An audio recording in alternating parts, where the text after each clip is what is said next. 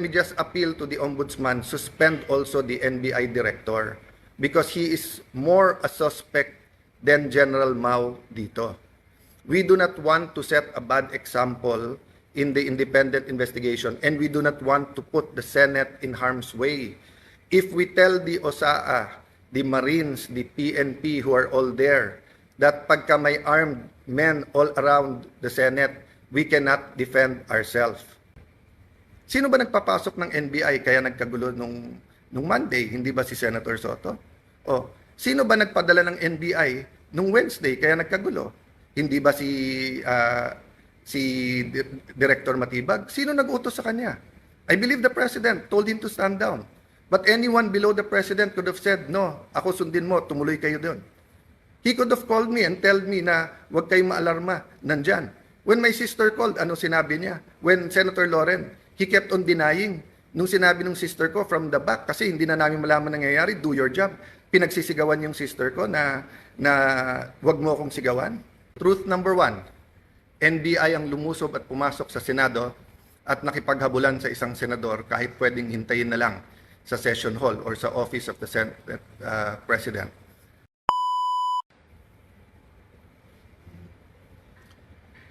Praise God for this opportunity to tell you the truth, to report, to react, and to make an appeal, first sa mahal nating Panginoon, and second sa ating mga kababayan. First po, ang aking pong appeal sa lahat is we start focusing on the truth and the whole truth. Half-truth, hindi pa rin po truth yon. So let me narrate the facts to you and let me tell you the truth. Magandang hapon po sa inyong lahat. First truth, hindi po magulo ang Senado. Ulitin ko po, hindi po magulo ang Senado, ginugulo po ang Senado. Iba po yung magulo, iba po yung ginugulo. So it has been confirmed, mismo pong yung Sergeant at Arms na inappoint ni Senator Soto, former Senate President, at mismong ang NBI Director ang nag-confirm na nung Lunes ay pinayagan yung NBI sa loob ng Senado para po arestuhin si Senator Bato. Makikita nyo ang intensyon din po ay wag po siyang pabotohin. Yun po ang intensyon. Kung ang intensyon lang po ay arestuhin siya, pwedeng mahinahon na umakyat sa session hall, magpaalam at saka iserve ang warrant. So fact number 1, katotohanan number 1, nakakalat yung mga NBI sa Senado nung Monday para pigilan si Senator Bato na bumoto. Fact number 2, masasabi ko na pong facto ngayon kasi po nagawa na namin. Fact number 2, hindi totoo po ang propaganda ng dating majority, ngayon ng minority. Yung propaganda po ng mga Dean of the Law Students, Law Schools, and I'm asking these deans to issue an apology.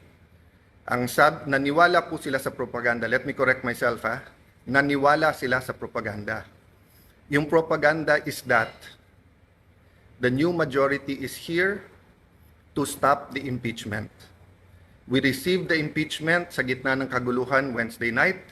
I signed the letter yesterday, sent it to the House of Representatives, na-receive na po nila, at nakalagay sa sulat na ayon po sa rules ng Senado, kasama sa order of business sa Monday, and kung walang magque-question ng rules, at sa aming caucus nag-agree walang magque-question ng rules, ng impeachment rules, sa hanay po ng majority, o sa amin pong 13.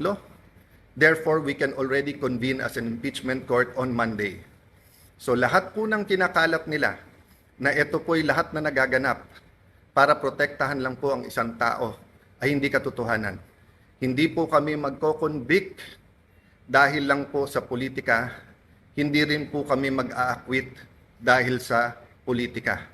Impartial impeachment trial ang nasa konstitusyon, yun po ang balak naming gawin.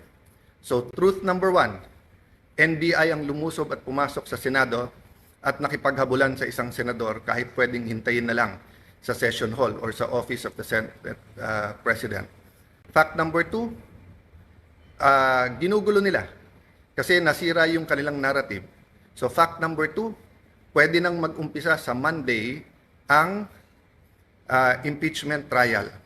Ako nga'y medyo nababahala kasi baka gamitin yung issue na to para maraming magsalita sa Monday, tapos sa amin ibabalandra kung bakit may delay sa impeachment. Fact number 3, kinausap, inimbita ko sa opisina ko, sabi ko pwede pa siya magsama, pero pinili niyang mag-isang pumunta sa office. We had a number of senators there, and sinabi po ni NBI Director, he will follow the Senate and he will not arrest sa loob ng Senado. We told him to submit the warrant para makita namin. Sabi niya nung Lunes, Tuesday niya isasubmit kasama ang sulat. Pinayagan namin iuwi niya yung 10 operatiba niya, agents niya, with the condition na ibibigay niya yung spot report. Hanggang kahapon po, hindi binibigay. Ang alam ko hanggang today, hindi binibigay. Pangatlo po, sabi niya, hindi siya kikilos, hindi niya pakikilusin ng NBI nang walang coordination sa amin. Wednesday morning pa lang po, may reports na po kami na naglalabas-pasok po ang mga NBI agents. Naka-alert na po kami ng Wednesday. Pagdating po ng hapon ng Wednesday, paulit-ulit sinasabi po sa akin na meron pong NBI agents na naka-full tactical gear. Ibig sabihin po, naka-uniforme, may vest, may mahabang armas na nasa GSIS. Nagbigay ng contact person si NBI Director Matibag. Tinawagan namin yon at sinabi niya, pinapaabot ni Director, walang NBI sa Senate, walang NBI sa GSIS. Nung hapon, umakyat sa akin si General Mao at nagsabi po sa akin na may nangyayari sa mga pinto at yung GSIS ay nagsasara ng mga pinto at nagsasabing kahit senador po ang dadaan doon ay kailangan inspeksyonin. Sabi ko kay General Mao, pakianyaya sa head ng GSIS, administrator yung nagamit niya noon, I think he meant GM. Sabi ko, I'm willing to talk to him very calmly, please call him. The next thing I knew, meron na daw mga armado doon, I asked them to call NBI ulit. Sinabi na naman nila na wala. Samantalang kitang-kita na ng mga nakasuot ng NBI. The next thing we knew, may mga putukan na at akala po namin yan ay mga fireworks. Nagpuputukan na pala po sa baba. Still, they were denying that NBI yon. Kahit na yung mismong winarningan nila ay nagsabing NBI sila. So please look at the context. Alam natin under siege nung Monday or nasa loob ng Senado ang mga NBI. Alam po natin na nakipaghabulan sila. Gina-justify pa dahil ito daw po ang paraan na mag-arrest. Pagkatapos pinangako sa amin na wala daw pong NBI sa paligiran. Nandun na po ang Marines, nandun po PNP, libo po ang PNP sa labas, naging very transparent kami. Nakiusap kami na walang baril sa loob ng Senado. Tignan nyo po lahat ng video. So nung nangyari na po yun at hindi na po namin alam kung sino kakausapin dahil nagkaipitan na sa loob ng kwarto ang bawat isa, ginamit natin Facebook. Ang sumagot po ay si Secretary ng Interior na si John Vic Remulla. Dumating siya, sabi niya, please allow the police inside. Nag-usap kami, sinabi niya, secure kagad, I'll be there in 10 minutes, secure the CCTV. Agad kong sinabi, kay as soon as nakaakyat na po si Sergeant at Arms Mao, sabi ko, secure the CCTV room, huwag niyong gagalawin. Pagdating ng mga police, make sure you have 2 copies, isa sa kanila, isa sa amin, para hindi po matamper. Yun din po pinag-uusapan ng ibang senador sa loob ng room. So nung sinabi po ni Jinggoy na itago, ang ibig niya sabihin, make sure walang makakuha kung hindi po yung police. At sinagot siya nun, kung tinuloy yung video na yon, may sumagot na nakasecure na po. As soon as Secretary Remulla came, the first thing he did was kamustahin kung okay kami, kung secured yung mga senador. Then tinanong yung CCTV and then nagpaalam kung pwede i-sweep floor by floor at pumasok yung iba pang pulis. Technically, I could have said it was under Senate jurisdiction. but he gave me his word and he followed his word that this will be a investigation that is independent. So dalawa po, joint investigation to. Lahat po ng CCTV agad binigay. Pangalawa po, lahat ng crime scene hindi po namin tinago. In fact, sa GSIS hindi kami makapasok, pulis lang. Kaya bago umuwi si Secretary Remulla at si Chief PNP Nartates, hiningi ko na makapasok din po. Kasi nung una, inilalabas ang narrative ng iba na wala daw putok from the other side. Nung una, isa pa lang ang nakitang putok o bala na tumagos galing sa kabilang side. Pero nung pinayagan kami sa loob at nung pagkatapos po na inusisa ng mabuti ng PNP, nakita po na may at least 5. So what am I saying here? This is the results of the independent investigation so far. The President, and I thank him for calling, checking how we are, and assuring us that he told everyone to stand down, the military, the PNP, and the NBI. But I told him, sir, the NBI has been lying to us. Sabi niya, hindi, susunod sa kanya yung NBI. Sabi ko, sir, with all due respect, nandito naman si Sec. John Vic, siya na mag-report sa'yo. So, dun sa mga nagsasabing this is stage or whatever, di ba, we allowed every single transparency measure, we allowed the investigation. In fact, pag-akyat namin ng 5th floor, kahit wala sa usapan, sabi po ni Secretary Remulla, ibaba ang mga armas ng OSAA. I saw his wisdom para nga hindi magka-enkwentuhan, para hindi magkaroon ng miscommunication or hindi questionin ang intensyon ng bawat isa. Pinababa ko sa mga OSAA yung mga armas. Sa 5th floor yon. We went to the 1st floor, nakita nyo naman yung press con. After the press con po, may nahuli na sinasabi niyang confidential assistant, confidential agent po siya. Confirm po yan at kinasuhan na po yan. At sinabi din po niya kung sino nag-utos sa kanya na taga-NBI. It is about this time na nagsimula pa lang mag-iba ng narrative ang NBI. Biglang umamin na nandun at biglang may sulat daw na ang GSIS ay nag-request ng security.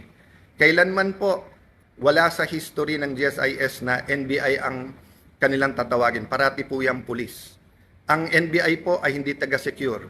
And even assuming for the sake of argument, may usapan na po kami ni Director Matibag na in the building, around the building, kasi pinangako niya sa akin walang checkpoint sa labas ng NBI.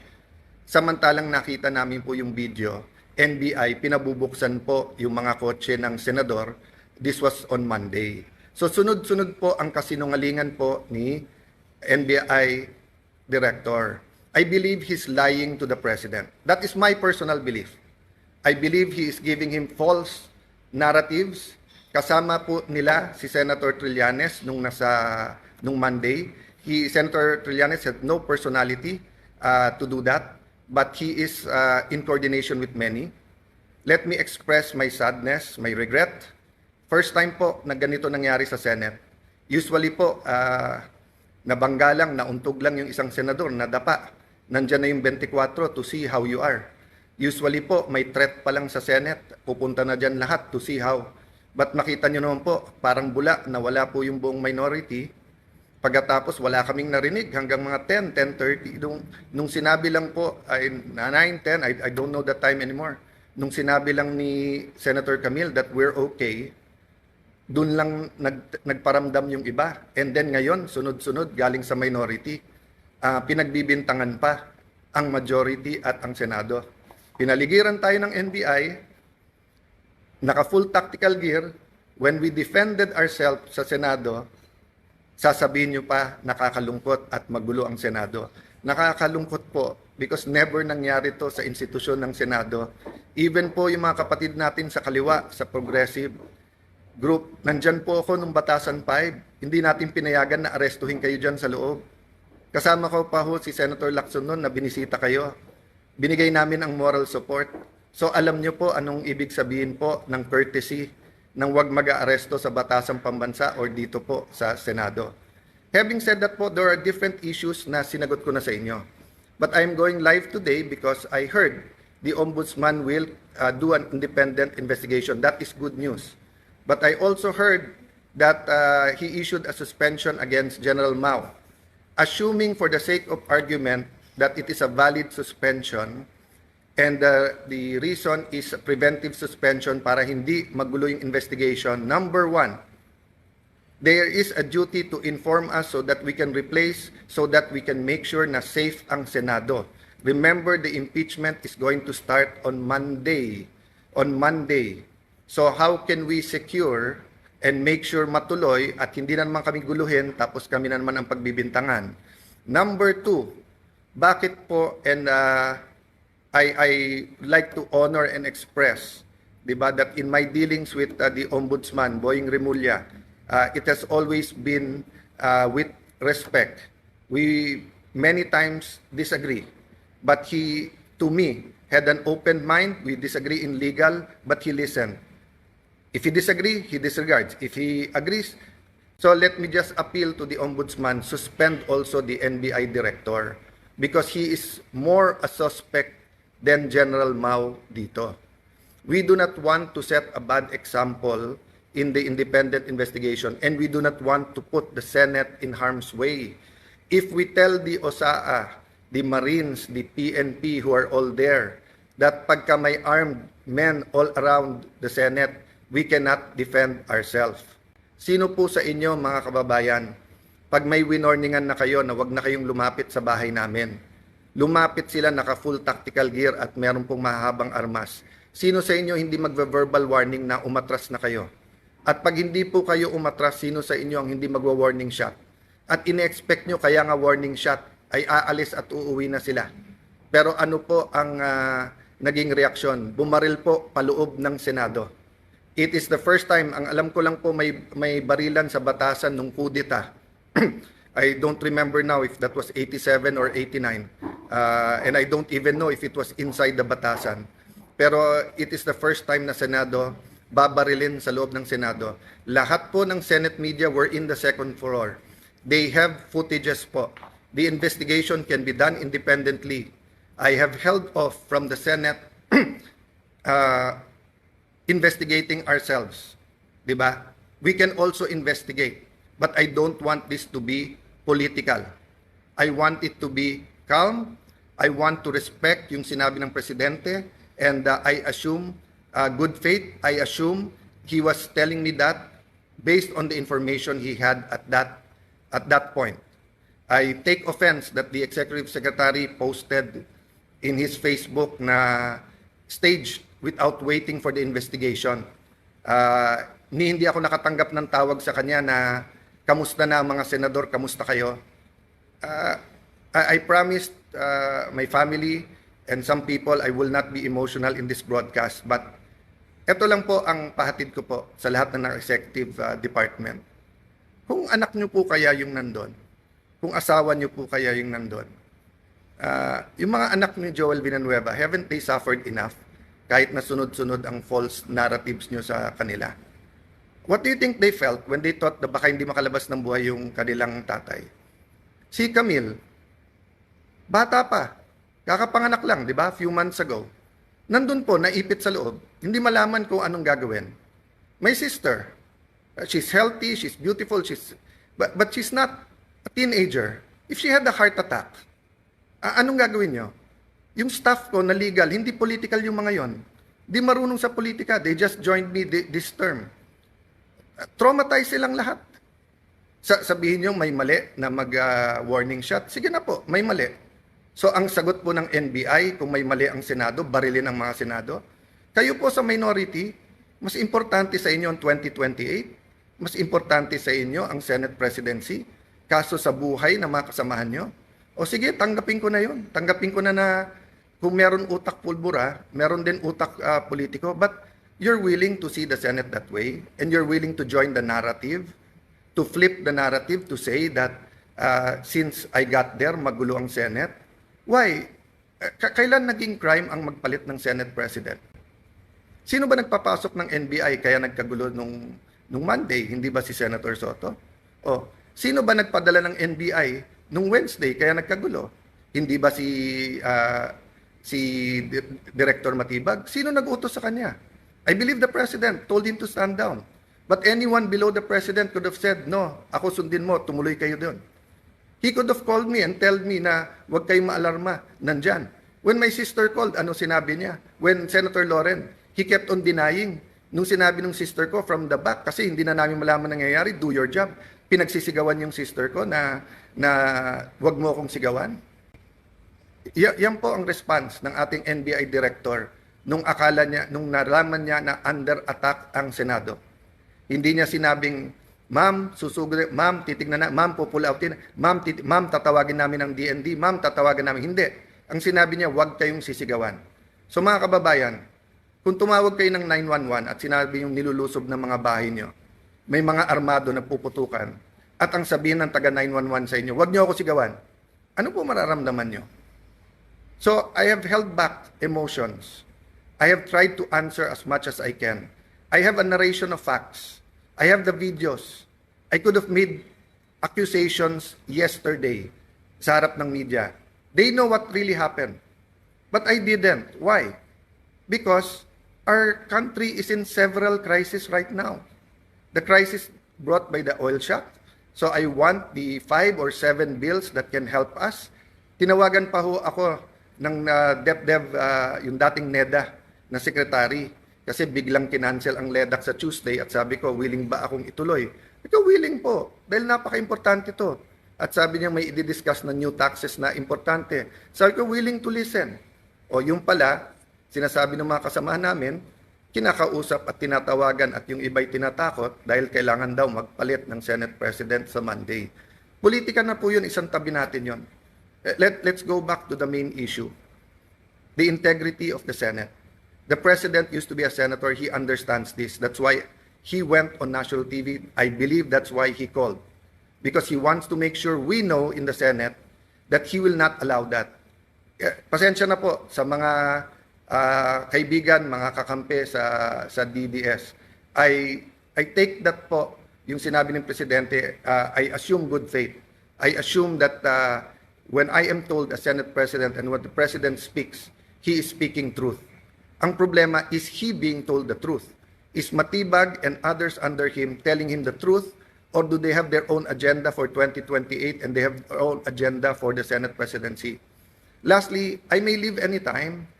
They can remove me. I can even be gone as senator. I mean, I've reached the pinnacle, I think, of my career. No, from councilor to vice mayor, congressman, speaker of the House, secretary of foreign affairs, and now Senate president. Ano pang hihingin ko sa mundong ito? Ano pang ipagdadasal ko sa Panginoon? Siguro po, dito sa local, kasi mahal ko po ang aming bayan ng Taguig at Pateros, di ba? But so far as national, wala na po akong hanapin. Tahimik po buhay ko. Tahimik po buhay ng ate ko. We're minding our own business. But when 12 senators came to me and said, we have to make sure that everything is done by the Constitution.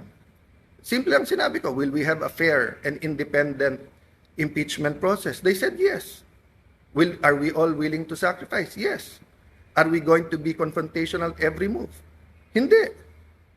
Pero bakit po ganito ang inaabot namin? So again po, hindi po kami magulo. Ginugulo po kami. So again, Honorable Ombudsman, please consider, remember po in an investigation, it's not only the result, it's the process. So there will be no independent investigation while the NBI officials hindi lang po yung director, yung pong head ng transnational crimes, kasi yung po ang tinuturo ng kanilang confidential agent. Hanggang hindi po sila sinususpend, tapos ang sinususpend po ng sa Senate. So mga kababayan, asahan niyo po sa Lunes, ang focus, ang atensyon, bagaman napaka-emotional tong mga nangyayari at bagaman existence na ng integrity na ng Senate to, alang-alang po sa ating mahal na bayan, alang-alang sa konstitusyon, we will focus na makonvene yung court. Kung may gugulo po niyan, hindi po kami. By the way po, pag convene namin as a court, pag-issue po ng summons, hindi pa ho magsa-start ang trial kasi sasagot pa ho ang Honorable Vice President. So wala pong dahilan na magmadali silang magpalit sa Monday. even if they will recycle another narrative to say that this is for the impeachment. I ask our young people now, yes, there are, dati kasi pagka nag-issue ng statement, lahat ng deans, ako mismo bilang idealistic na law student, kahit tatay ko mismo na idol ko, nagsabi bilang batas, naswisway din po ako. Pero tignan nyo po yung katotohanan versus po sa propaganda. Sabi ng mga deans, ang palitan daw ay para makontrol po ang impeachment at para po ma-dismiss. I'm paraphrasing, di ba? Or whatever you call it, whatever word you use it, hindi po. In fact, mas mabilis pa ho kaming kumilos. Kasi pwede pong Thursday na namin check-in, lahat ng annexes, etc. Kasi nagkagulo sa Senate ng Wednesday night. But hindi po. I think the very professional Senate Secretariat, despite yung buong gulo, tuloy-tuloy po. Tuloy-tuloy po yon. So again po, you want an independent investigation, go ahead po. Pero delikado po kung ano magiging katotohanan because ang katotohanan po, ang Senado ang ginugulo. We will keep you updated. Again, we have all the facts. Sa mga matitinik na reporters na may mga tanong na pointed, I'm talking about outside the Senate kasi inside the Senate, nakapagtanong naman sila. We're ready to answer all of the questions. We just wanted everyone, to not have a national trauma about a news that inaatake ang Senado ng NBI. But now that it's out, that it is the NBI, prove to us that that was a rogue decision. Prove to us po na misfire po yun at hindi po yun ang talagang tangka, di ba? Again, I will give everyone the benefit of the doubt. Pero dun po sa mga nagsasabing drama, etc., ito lang po sasabihin ko sa inyo. I hope your family is never put in that position. Because I was there. And I wanted to go out and I wanted to face them. Di ba? And I saw the reaction of everyone and I watching the video, sobrang tapang po. Hats off. I really respect po yung Senate media. Hindi kayo nagtago, hindi kayo umuwi. You run towards danger so that people will know the truth. Kaya yung pakiusap ko, lahat ng naglalabas ng video, nakitang-kita yung katotohanan, kaya nasisira mga gawa-gawang narrative. Continue to do that. So may we ask God for one thing, the truth to come out. The truth to come out. Based on the truth, let's move forward. Let's build our nation. Let's not destroy our nation. Let's build our nation. God bless you all.